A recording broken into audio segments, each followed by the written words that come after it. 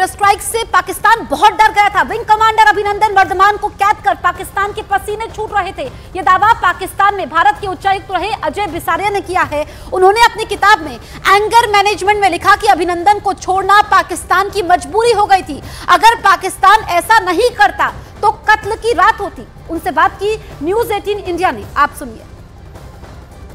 भारत और पाकिस्तान के संबंधों पर अजय बिसारिया, जो कि वरिष्ठ राजनयिक है और पाकिस्तान में भारत के उच्चायुक्त भी रह चुके हैं और दो महत्वपूर्ण घटनाओं के वक्त ये पाकिस्तान में मौजूद थे, हमारे साथ बातचीत करने के लिए मौजूद हैं। एंगर मैनेजमेंट लिखा है दोनों देशों के संबंधों पे। क्यों एंगर मैनेजमेंट नाम रखा है उस पर तो बाद में बात करेंगे, लेकिन इस किताब से जो खुलासे हुए हैं, बड़ी बड़ी बातें सामने आई हैं, उसके बारे में बात करेंगे। अजय सर, पहले तो न्यूज़ 18 इंडिया से बातचीत करने के लिए आपको बहुत बहुत धन्यवाद और आपको इस किताब के लिए बधाई।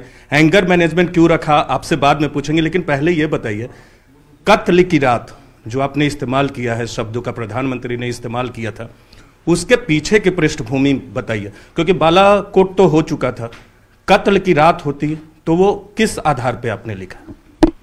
देखिए, इस कोटेशन के पीछे तो प्रधानमंत्री जी ने खुद कहा था, तो वो शब्द इस्तेमाल किए गए हैं, मगर जो कहानी बताई है इस किताब में, वो एक तरह से जो डिप्लोमेसी हमारी हुई है 76 साल फॉर 76 ईयर्स 1947 से 2023 तक जी, उसकी चर्चा की है और एक डिप्लोमेटिक लेंस लगाया है इन सब घटनाओं पे कि क्या क्या पर्दे के पीछे या आगे क्या क्या बातचीत हुई वहाँ।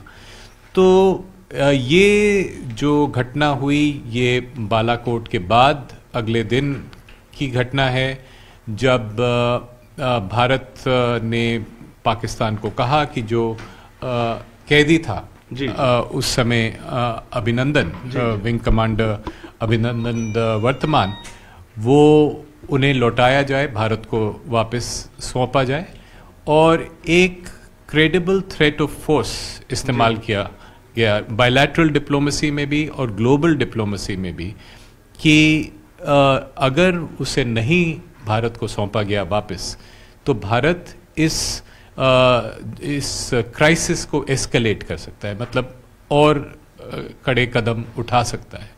और इसमें जो चर्चा हुई 9 मिसाइल्स की, वो भी बात हुई। और एक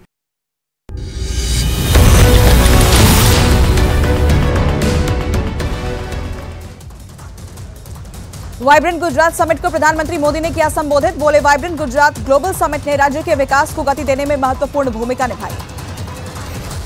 पीएम ने कहा, भारत और यूएई ने दोनों देशों के संबंधों को नई ऊंचाइयां दी। अमृतकाल में हो रहे वाइब्रेंट गुजरात समिट का महत्व बढ़ गया।